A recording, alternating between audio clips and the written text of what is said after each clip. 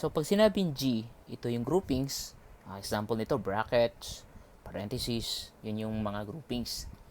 E stands for exponent and multiplication, division, addition, subtraction. So, ginawa ko, the purpose, bakit ko hinati-hati sila ang ganito? Para mas mabilis yung maintindihan kung alin ang uunahin yung isolve once nakakita kayo ng multiple operations ang ginamit. So, ginawa kong ganito. So, ito, kunwari, itong dalawang nasa taas, ito yung highest rank. Okay? Itong nasa gitna, of course, this is the middle rank. Pinakagitna. Ito yung lowest. Sila yung, kumbaga, pag nakita mo silang anim, ito yung huling-huli mong isosolve. So, ang pinakauna mong isosolve ito, susunod ito. So, kung wala ng highest, middle, pinaka-last itong lowest. Okay. So, simulan natin ng example sa 4 na operations muna. Paapat. Sa 2 muna. So, 4 minus 2 plus 3. Alright. So, as you can see, dito sa GEMDAS natin, kanina, groupings ulit, sila yung lowest, si addition and subtraction lang. Wala kang nakikitang multiplication, wala kang nakikitang division, wala ka rin nakikitang exponent, and wala ka rin nakikitang groupings, walang mga parentheses or brackets.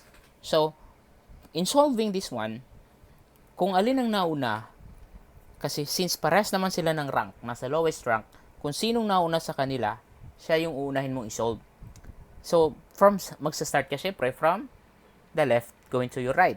Since nauna si addition, yan yung uunahin mo. So, we have 7. Now, you might think, sir, may addition dito. Nasa unahan ng subtraction, sir. Hindi mo yan uunahin. Kasi, parehas lang naman sila ng rank. Ang sabi nga dyan, kung parehas sila ng rank, kung sinong nauna na nasa kaliwa, siya yung uunahin mong isolve. I-bring down mo yan dito, di ba? Since, sir, addition ba? No, ito. Kasi para sila ng rank nga, sabi ko kanina. So, merong 5 plus 3. The answer is 8. So, that's the answer. 8. So, hindi porke nasa unahan yung A kaysa sa subtraction, A yan yung unahin mong isosolve. No. Parehas sila ng rank. Tandaan nyo po yan, parehas sila ng rank. Kung sinong mauna sa kanila, siya ang uunahin. Now, dagdagan natin ang isa pang operation. Guide nyo lang po ito, class. Okay, for example, 6 plus 9 minus 9 divided by 3. Now, as you can see, may tatlong operation. We have the addition, subtraction, which are in the lowest area or lowest part dito sa pinakambaba, at meron kang division nasa gitna, sa middle sila. So, kahit pa nasa dulo ang middle, siya yung unahin mo kasi mas mataas kaysa sa dalawa. Unahin mo yung isolve. So, meron kang 3. Bring down 9 plus 6. Alright. So, dalawa na lang natira, yung lowest na group. So, nauna si addition. This time, nauna si addition. Unahin mong isolve. So, meron kang 15 minus 3. We will have 12. So, the answer there is 12. Okay? So, hirap-hirapan natin ng konti. Isama na natin si middle class. Pangalawang grupo. Middle group. Which are the multiplication and division. So, subukan natin si 12 divided by 4 times 3 plus 4 minus 5. Sige, yan. As you can see, 4 na sila. We have division, multiplication, addition, subtraction. Now, unahin mo ang nasa middle, yung dalawa. Kung alin ang nauna dito sa dalawang to, siyang unahin mong isolve. Since nauna si division, siya ang unahin mong isolve kasi parehas lang naman sila nasa tawag dito, nasa second rank. Kumbaga, isipin nyo to class, ito yung mga principal, ito yung mga teachers, kayo tong estudyante. Kung pipila kayo dyan sa canteen, for sure, pag nakita nyo si teacher, kasi mababait naman kayo, unahin nyo, ma'am, mauna po kayo. Tama? Kami namang teachers, pag nakita namin yung mga principal, siyempre nakakahiya naman, kukuha ka ng pagkain, sila hindi pa. So, sasabihin mo, ma'am, una na po kayo. So, ganun yun. So, since nauna dito, unahin mo to. Itong nasa pangalawang part. Middle group. Sir, bakit nauna si division? Para sila ng group, para sila teachers kunwari, kung sinong mauna, siya ang unahin. Nauna si division, oh. So, unahin mong isolve. So, we have 3 times 3 plus 4 minus 5. Now, tapos na si division, susunod ngayon si multiplication. We have 9 plus 4 minus 5. So, wala na. Tapos na. Lahat estudyante na lang natira. Kumbaga, lowest group. So, dito na lang, sa lowest group, addition na una. So, unahin mo si addition.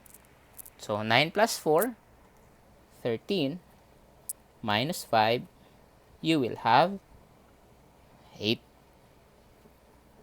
Now, paano naman pag itong dalawa nasa likod? Okay? Try natin. So, for example, 3 plus 4 minus 15 divided by 5 times 2. Okay. So, as you can see, meron pa rin dalawa. Yung nasa middle group. So, sila ang unahin mo. O nauna na naman si division. So, unahin mong isolve. So, 15 divided by 5, you will have 3. Times 2 minus 4 plus 3. Si multiplication ang natitira. So, nasa middle siya. Unahin mo siya. So, we have 6 minus 4 plus 3 dito. Now, parehas na nasa lowest rank, isosolve mo muna yung nasa kaliwa papunta sa kanan. So, addition na una. So, mag-a-add ka. 7 minus 6, you will have 1. Okay. Another example. Habaan na natin tong video na to para isang discussion lang. Kung makakita kayo ng ganung klase, dito na lang. Lagyan na natin ng groupings at saka exponent. For example, 4 plus 2 raised to the 4th power times 2 close plus 5 squared. So, as you can see, meron ng mga exponents which belongs to the highest rank. And meron din tayong groupings which belongs sa highest rank. So, unahin mo yung nasa group. Sir, lahat po ba, anong ibig mong sabihin nasa group, sir? Lahat pong yang nasa loob, kailangan yung kunin ang value. Sir, may exponent sa loob. So, yun yung unahin mo. Sige. So, we have 2. Alright. So, we have 4 plus, anong value nito? 16 plus times 2 plus, kunin mo na rin to kasi nasa labas naman siya, exponents. So, 25. Sir, pwede bang i-last ko na yan? Pwede din naman. Since wala naman siyang kapartner dito, pwede mo nang isolve. Pero pwedeng hindi rin. Next. Susunod, dito, plus 25. Merong multiplication. So, 16 times 2, we have 32. Plus 4. Alright, next. Unahin natin to. So, 4 plus 32, we have 36. Plus 25. Okay, 5 plus 25. After that, wala nang operation, ito na. So, 36 plus 25, we will have 61. So, this is now your answer. Remember, pwedeng itong i-last muna. Pwedeng dito muna ikuha niyo ang value. Since wala naman siyang kasama, exponent, sinama ko na siya. Kinuha ko na yung value niya. Right. Hirap-hirapan natin ng konti. Haba-habaan natin ng konti yung explanation. What if inside the groupings may group pa? Ano ang gagawin natin? Sige, medyo mahaba to. Linisin natin.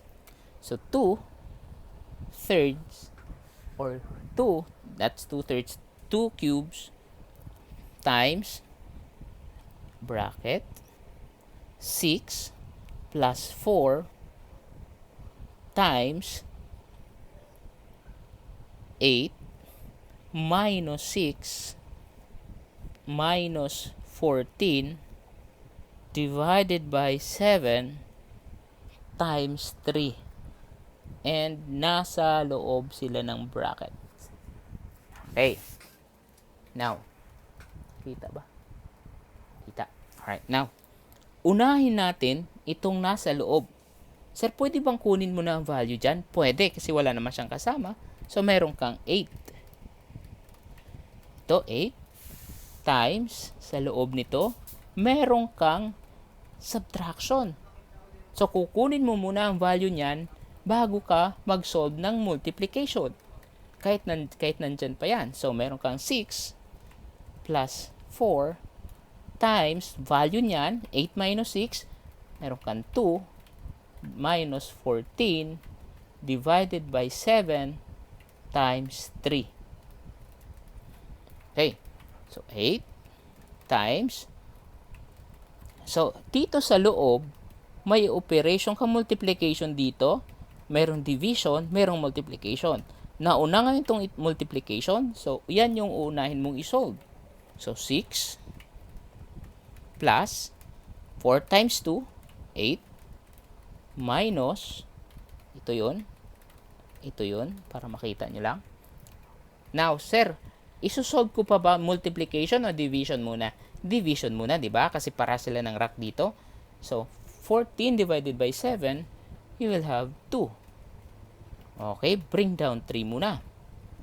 Pwede naman diretso, pero para hindi malito, bringing down ko lang si 3. Okay, now, 8 times 6 plus 8 minus 2 times 3. Minus, kukunin ko na ang value nito, right?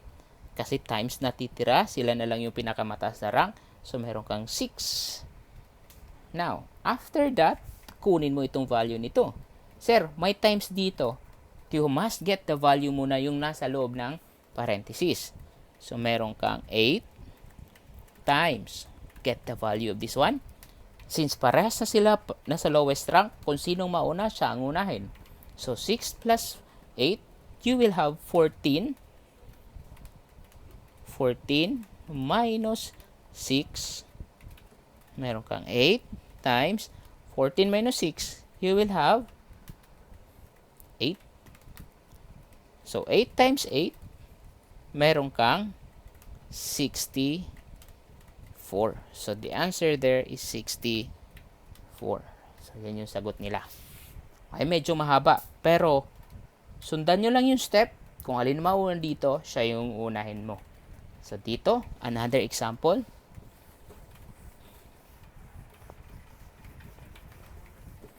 What if merong ganito? Parang fraction. 24 over 6 plus 7 plus 2 minus 5. Nasa loob ng parenthesis si 2, walang operation in between. Anong operation kaya dyan? Now, as you can see, my groupings. Ano to? Anong symbol to? Very good. This is a division. And anong operation to? Walang operation in between at may parenthesis sa loob. That is automatic multiplication. So, dito, hindi yan multiplication kasi may operation in between. So, unahin natin to. So, 24 divided by 6, 4. Plus 7. Plus 2 minus 5, 2. Pwedeng kunin mo na, pwedeng hindi. Subukan natin hindi muna kung the same lang yung sagot. Kasi meron pa namang parenthesis dito. So, 4 plus 7, you will have 11 plus 2 minus 5 times 2. So, magpa-plus ka ba muna? Hindi, kasi may times ka dito. So, you must get this value. The value of 5 times 2, we have 10 minus 2, tapos 11. Alright. Parehas na sila nasa lowest rank, so isolve na natin.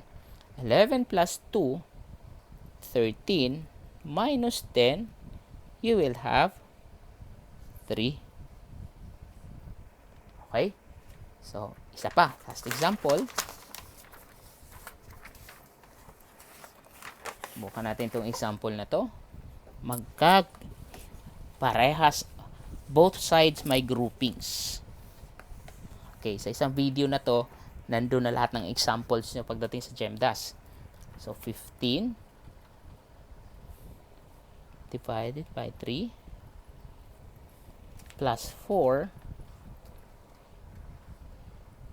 plus, tapos 4 ulit, tapos may bracket. Pwede mong i-post to, tapos try mo. Tingnan natin kung yun magiging tama ang sagot mo or parehas tayo ng sagot. So, may groupings, tapos may walang operation, so multiplication to, dito may addition. So, unahin natin to. Then, after this, susunod to. Sige.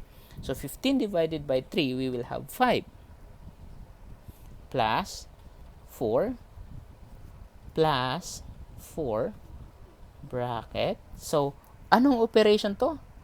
Multiplication. Walang operation in between 3 and 2. So, we have 6 plus 4 bracket. So, unahin natin. Susunod ito. We have 9 plus 4. We have 10.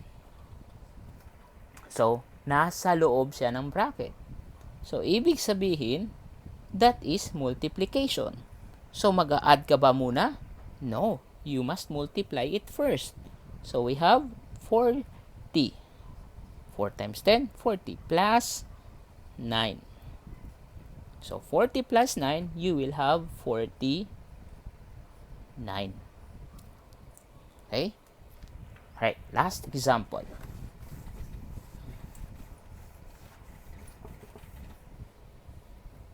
So, we have nasa taas lahat. So, we have 30 minus 4. Tapos plus 20 plus 3 and tapos meron dito plus 3 and 7. Sir, pwede ka bang mag-cancel? Walang operation na multiplication, so hindi muna. So, isi-simplify muna natin itong nasa taas. So, meron kang 30 minus 4. Nasa loob sila, nasa loob. So, unahin mo yun bago ka mag-plus. So, we have 26 plus 20 plus 3, 23. Tapos, bracket. So, you can see yung plus nasa gitna ha. Ibig sabihin, you have to solve this one first bago ka mag-add. Kasi pero kung nasa taas yan, kasama muna i-add sila. Nasa gitna siya dito. So, kailangang ihuhuli mo na to. 7. Next, after that, so 26 plus 23, meron kang 49 over 7. Tama ba? 26 plus 23, 49 over 7 plus 3. So, dito, pwede nga mag-lowest term. So, magiging 1, magiging 7. So, okay? So, 7 plus 3, 10. the answer is 10. Or 49 divided by 7, we have 7 plus 3, we have 10.